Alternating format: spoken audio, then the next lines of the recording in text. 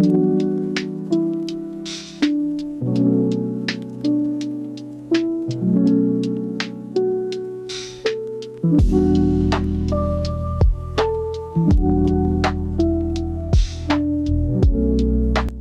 LS12075 masih dalam tahap peninjauan, maka poin bahasan untuk sementara gua ganti.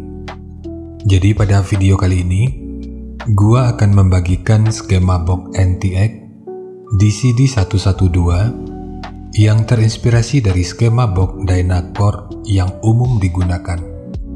Skema ini dikhususkan untuk transducer speaker JIC dengan tipe LS12100.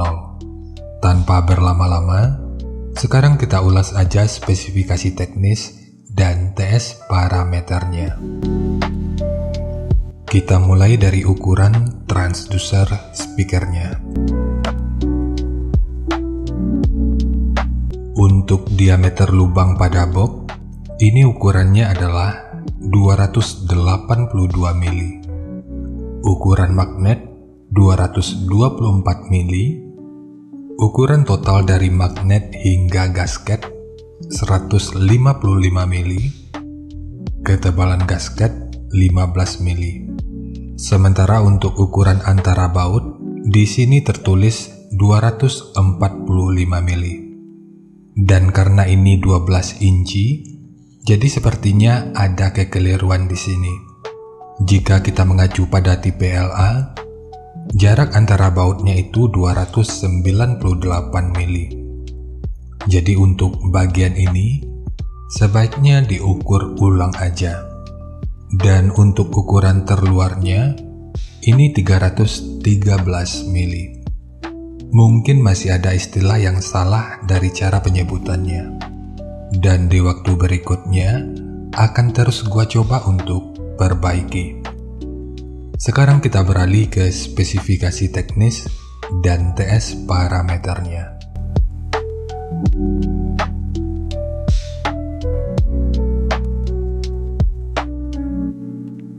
Untuk nominal diameter, ini ukurannya adalah 300 mili atau 12 inci.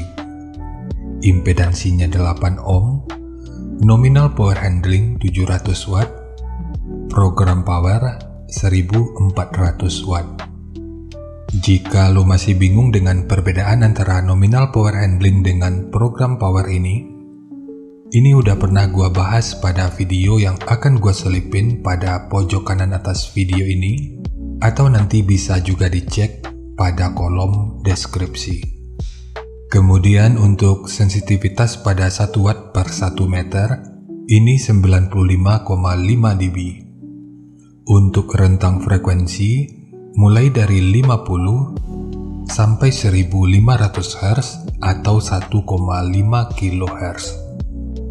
Untuk ukuran voice coil, ini 100 mili atau 4 inci. Dan untuk spesifikasi lanjutan, bisa dilihat sendiri. Sekarang kita beralih ke spesifikasi utama, yaitu TS parameternya. Untuk fs ini 50 Hz, RE 6 ohm, QMS 14, CAS 0,396, GTS 0,385, GMS 0,082 mm per Newton, MMS 88,96 gram, efisiensi 2%, BL 22,21 Tesla meter, fast 33 liter, SD 0,054 meter persegi, XMAX 5 mm, dan induktansi voice coil 1,011 mH. Dan hampir sama dengan versi LA12100, meskipun rentang frekuensinya sampai di 1,5 kHz, namun karena ini dibekali voice coil 4 inci, gua pikir ini akan mubazir kalau hanya dijadikan sebagai speaker two-way. Meskipun tentu akan bisa-bisa aja.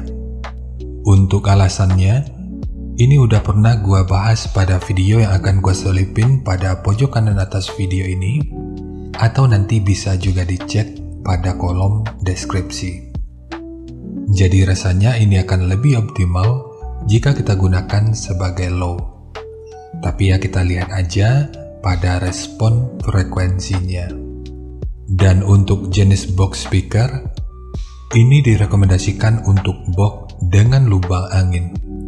Karena untuk EBP-nya, ini sekitar 126,26 atau kita bulatkan aja di 126,3. Cara mengetahui EBP ini juga udah pernah dibahas pada video yang akan gue selipin pada pojok kanan atas video ini, atau nanti bisa juga dicek pada kolom deskripsi.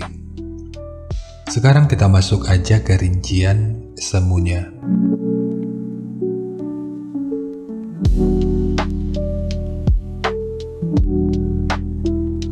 Untuk rincian semu, poin yang gue gunakan di sini adalah 600 watt pada minimum impedansi 7 ohm.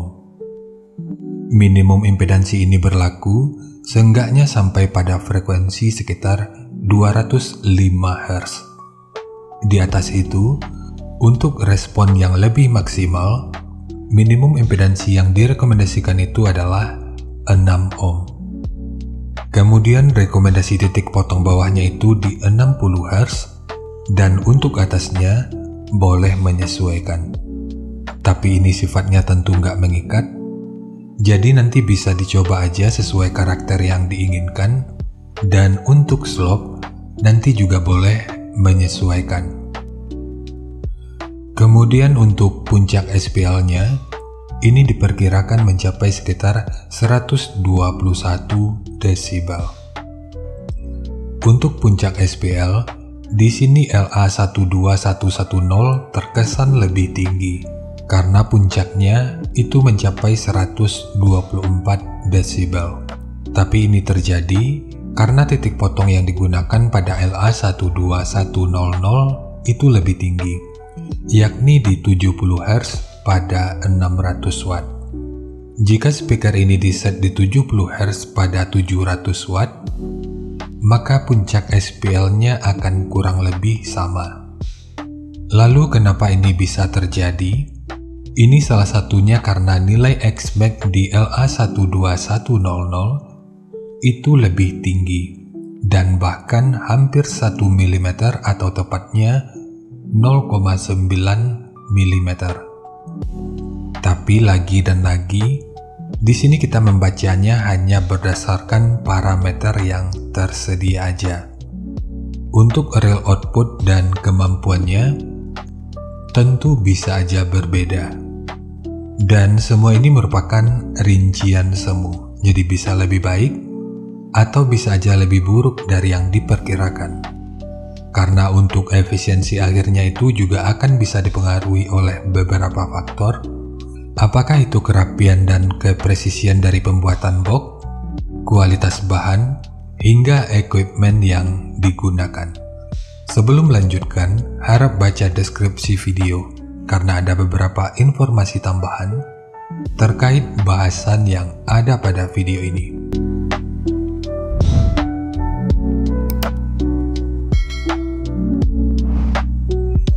Dan berikut referensi yang gua gunakan dalam mendesain skema box speakernya.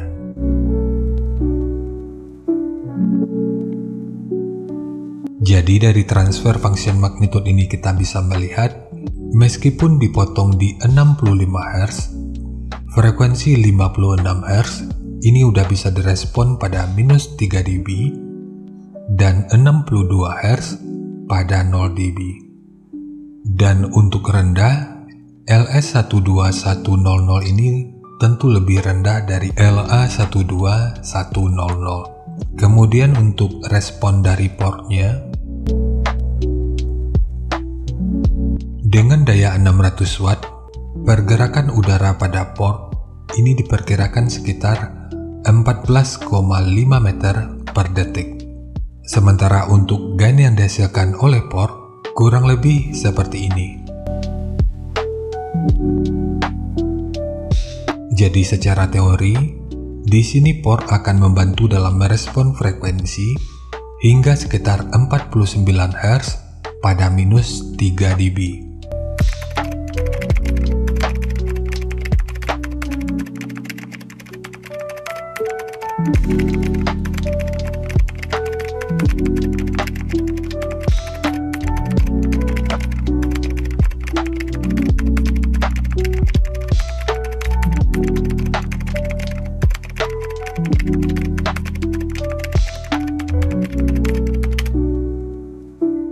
Sekarang langsung kita bahas aja skemanya.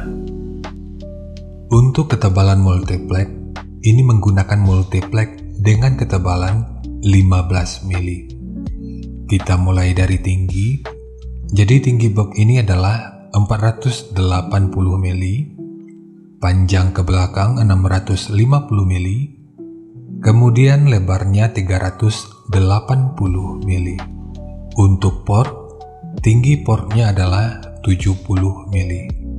Kemudian untuk triplek dari dudukan speaker ini menggunakan 2 lapis, satu sebagai dudukan utama dari transdusernya dan satu lagi sebagai penguat dari dinding luarnya.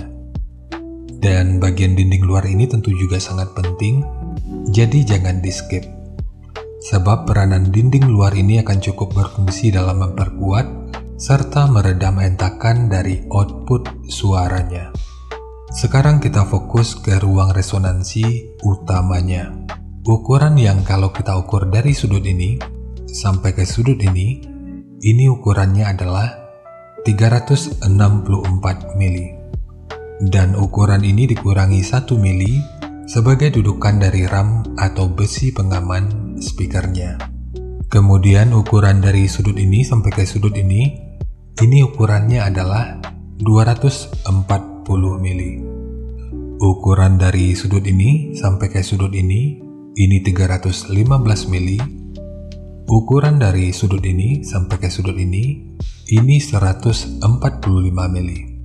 Kemudian di sini ditambahkan penguat berupa sekat yang bentukannya seperti ini. Untuk ukurannya 180 mili dan ketebalannya 30 mili. Biar lu nggak ragu, 30 mili ini merupakan hasil penggandaan dari 2 potong multiplex 15 mili. Kemudian di sudut ini dan ini juga ditambahkan segitiga yang bertujuan untuk meminimalisir kebocoran dan meningkatkan aerodinamika sehingga proses resonansinya itu bisa berfungsi dengan lebih optimal.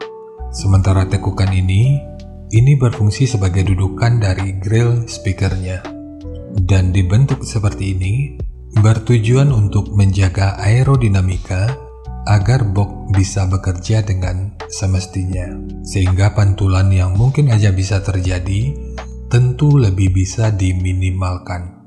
Sementara untuk handle, ini hanya untuk estetika dari penyajian videonya aja.